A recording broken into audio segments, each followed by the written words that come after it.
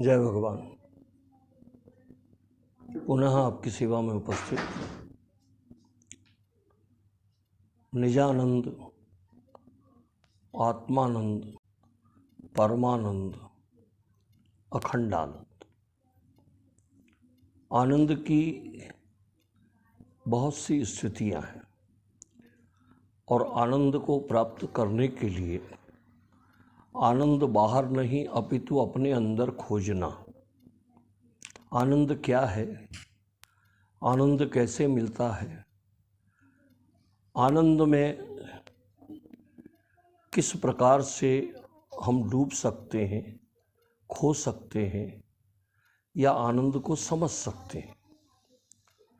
जीवन के अंदर महापुरुषों से आप लोग मिलते रहते हैं, महापुरुषों का दर्शन करते रहते हैं, महापुरुषों के विचारों को जानते रहते हैं और उनके विचारों को अपनाने का प्रयत्न भी करते हैं। अभी तक बहुत से महापुरुषों ये तो कहते हैं कि ये मत करो, वो मत करो, ये करो, ऐसा करो, लेकिन ये नहीं कहते दृढ़ता से कि ये मत करो। बने वहाँ तक 3 कार्य नहीं करना है। 3 काम कौन कौन से? आनंद में कभी किसी को वचन नहीं देना।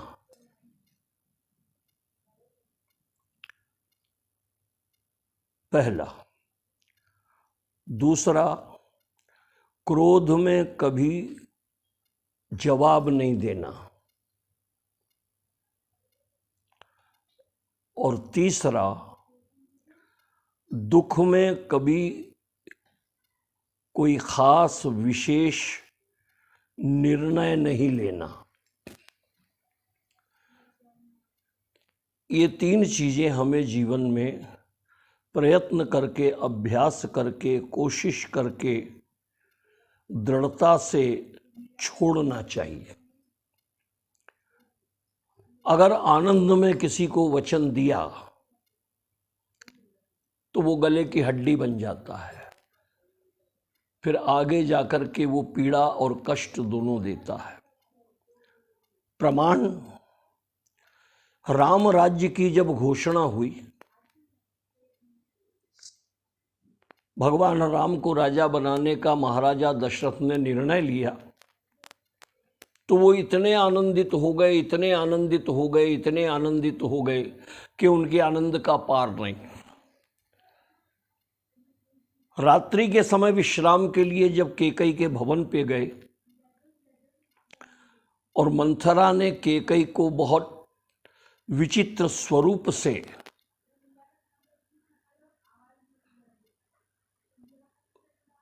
कैकई की विपरीतता को समझाया। मंथरा ने कहा कि कौन रप हो हमें का हानि और दासी छांडी कब हो बहु रानी। मंथरा कहती है कि भरत शत्रुघ्न ननिहाल में है, महाराजा ने राम को राजा बनाने का निर्णय कर लिया और तू मूर्ख ऐसी है कि वो सुनकर के प्रसन्न हो रही है। तेरा बेटा तेरे से इतनी दूर है, अगर भरत यहाँ होता और ये निर्णय होता तो भरत की सहमति कम से कम जानते तो सही। नाना प्रकार से विपरीत विचारों से मंथरा ने कैकई को प्रेरित किया, प्रोत्साहित किया। कैकई कहती है, पहले तो क्रोध आया कैकई को, क्योंकि राम राज्य की घोषणा सुनकर के कैकई को भी बड़ा आनंद आया। लेकिन मंथरा ने जिस ढंग से कैकई के सामने जो दृश्य शब्दों के माध्यम से प्रस्तुत किया कि अगर राम राजा बने तो कौशल्या महारानी बनेगी, तेरा भरत दास बन करके रह जाएगा, महल के छत पर पक्षी उड़ाएगा, सेवक बन के रह जाएगा और तेरी कोई कदर कोई कीमत नहीं रह जाएगी।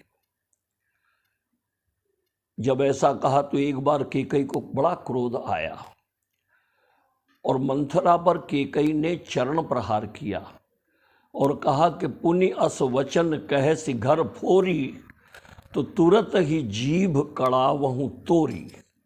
बोले फिर ऐसा कहा तो तेरी जबान खिंचवा दूंगी। लेकिन मंथरा त्रिया चरित्रम पुरुषस्य भाग्यम देवो न जाना कुतो मनुष्य, मंथरा ने वो त्रिया चरित्र किया।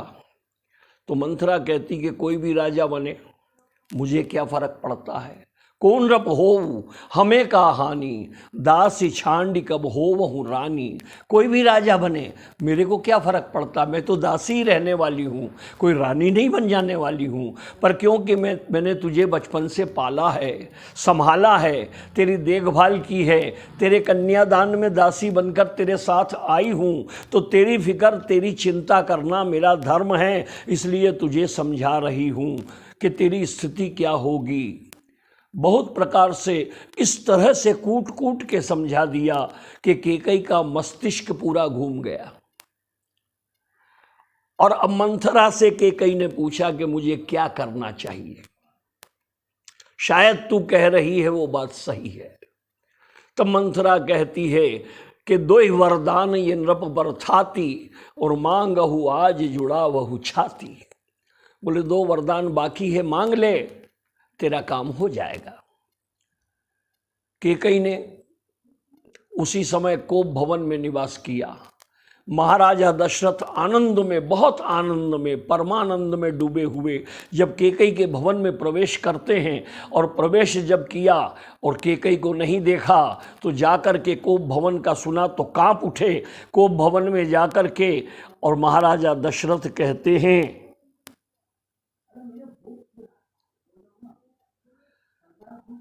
महाराजा दशरथ कहते हैं, सुमुखी सुलोचनी पिक बचनी, सुमुखी सुलोचनी पिक बचनी। हे देवी अपने क्रोध का कारण बताओ। कैकई कहती है ऐसे नहीं बताऊंगी, आप बहुत आनंदित लग रहे हैं, बहुत प्रसन्न लग रहे हैं, आप पहले मुझे वचन दो कि मैं जो कहूंगी वो दोगे।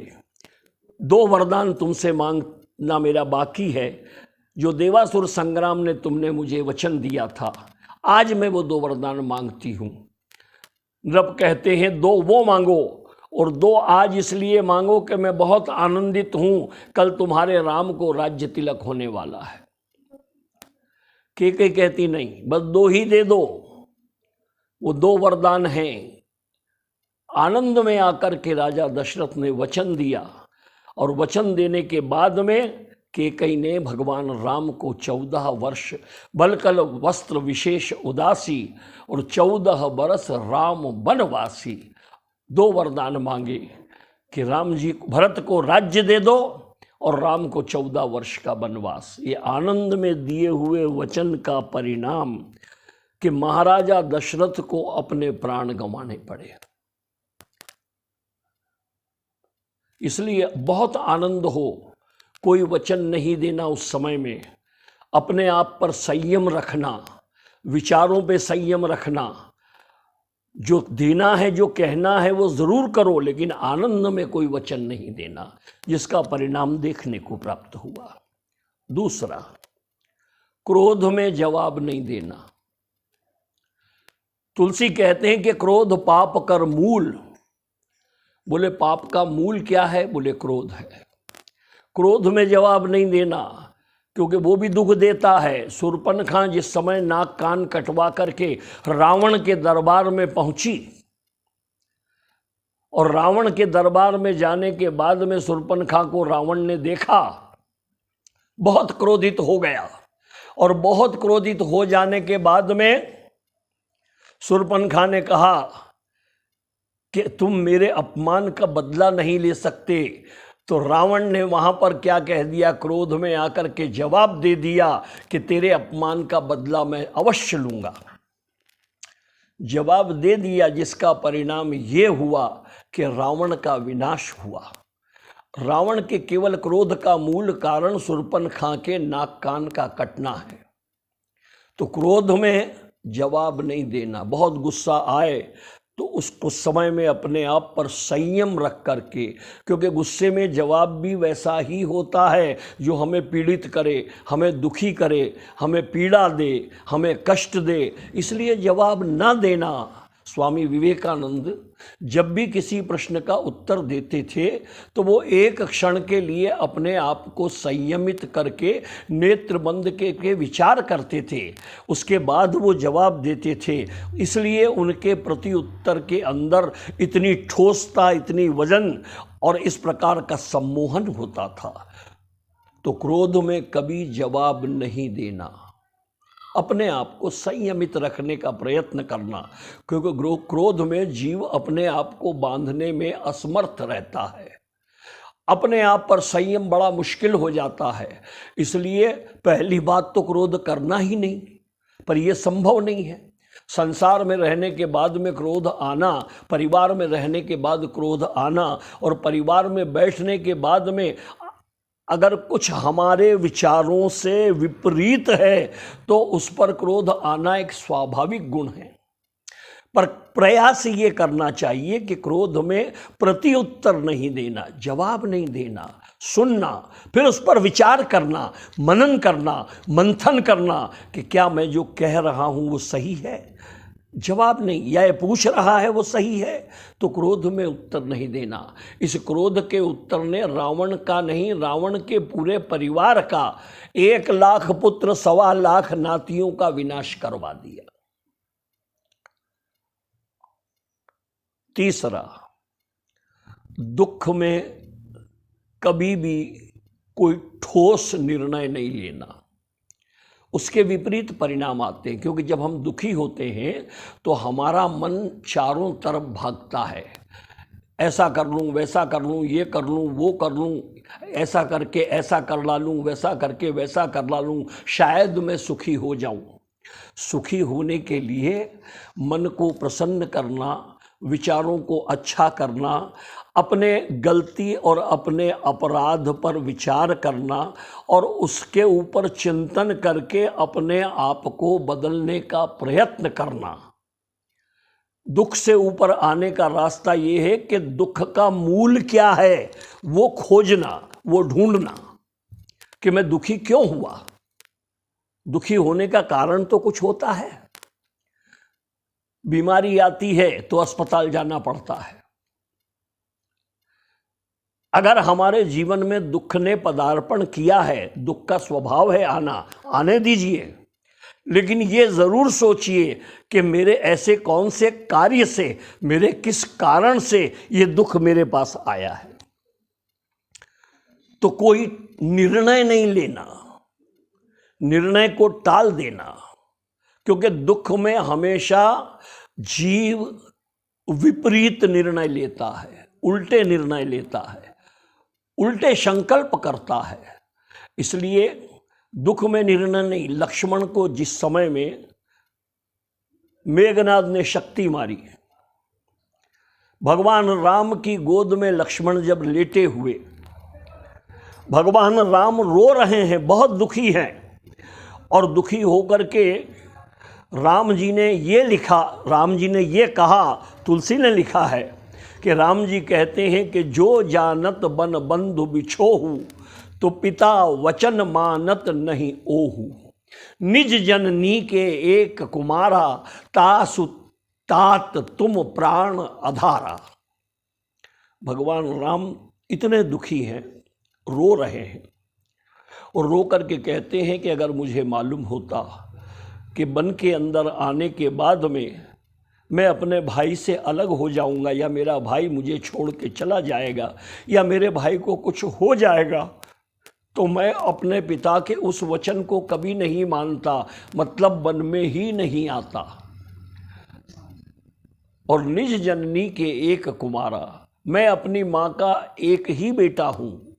राम कहते हैं कि मैं अपनी माँ का एक ही बेटा हूँ, निज जननी के एक कुमारा, और तासुतात तुम प्राण आधारा। और उस इकलौते पुत्र के प्राण के आधार अगर कोई है तो हे लक्ष्मण वो तुम हो। लेकिन राम जी ने कोई निर्णय नहीं लिया। राम जी अगर निर्णय ले लेते तो निश्चित ही विपरीत परिणाम मिलते।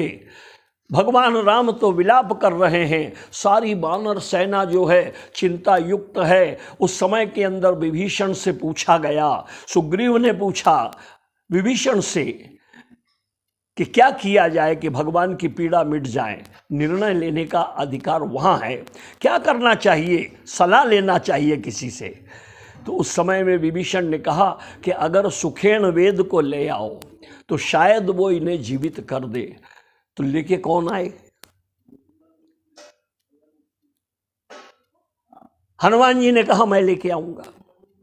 हनुमान जी सुषेण को लेने के लिए लंका में गए, लेकिन मन में सोचा कि रात का समय है, मध्य रात्रि दरवाजा खटखटाऊंगा, शोर होगा, अड़ोसी पड़ोसी जागेंगे, सबको मालूम पड़ेगा। तो बोले ऐसा नहीं करना। तो दरवाजा बंद है, हनुमान जी ने उसकी झोपड़ी को, उसके मकान को, उसको महल को ही उखाड़ लिया और ला करके रामादल में रख दिया। जब रामादल के अंदर रख दिया, सुखेण को जगाया, बाहर आया। उसने जब चारों तरफ देखा कि मैं कहाँ, उस समय में सुग्रीव विभीषण कहते हैं तुम रामादल में हो। भगवान राम को देखा, लक्ष्मण को मूर्छित देखा, भगवान के निकट गए, प्रभु को देख करके मोहित हुए और सम्मोहित हुए। लेकिन फिर भी एक प्रश्न पूछा कि मैं आपके शत्रु का वैद्य हूं, क्या मुझे इसका उपचार करना चाहिए? क्या मुझे इसका उपचार करना चाहिए? मैं आपके शत्रु का वैद्य हूं। भगवान राम ने निर्णय नहीं लिया। निर्णय लेते तो कह देते कि करना चाहिए, लेकिन कभी भी दुख में कोई निर्णय नहीं लेना। भगवान राम ने कहा कि आपकी विचारधारा अत्यंत उत्तम है, फिर भी वैद्य के लिए कोई मित्र और शत्रु होता नहीं, ऐसा सुना है। वैद्य परमात्मा का दूसरा रूप होता है। अगर आपकी इच्छा हो तो आप कोई उपचार करें, नहीं इच्छा है तो जाने दें। सुषेण प्रभावित हुआ, सुखेण वैद्य बहुत प्रभावित हुआ और तब उसने संजीवनी लाने का रास्ता बताया। हनुमान जी लेके आए, ला करके लक्ष्मण के प्राण बचाए। ये बहुत लंबा चौड़ा प्रसंग होता है, लेकिन दुख में कभी निर्णय नहीं लेना, क्रोध में कभी जवाब नहीं देना और आनंद में कभी वचन नहीं देना, ये तीन बातें जिसके जीवन में एकदम से तो नहीं होती है, पर धीरे धीरे प्रयास करने से ये तीन बातें अगर जीवन में आ जाए तो जीवन के अंदर विश्वास कीजिए कि कभी निराशा नाम की चीज़ नहीं आती। और उसके ऊपर विश्वास क्यों करना? विश्वास एक ईश्वर पे, एक परमात्मा पे।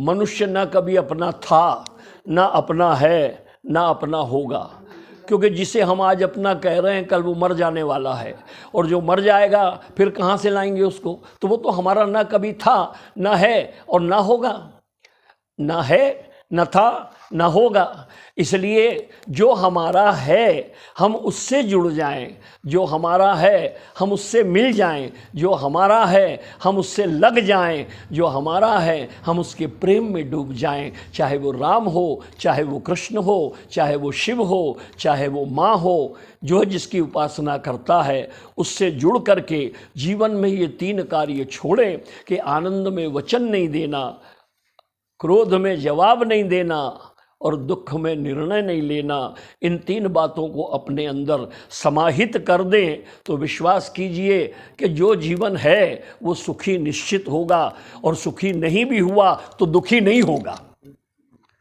सुखी नहीं हुआ तो दुखी भी नहीं होगा। इन शब्दों के साथ में आप परमात्मा से जुड़े रहें और फिर अगली बार मिलते हैं, तब तक के लिए जय भगवान।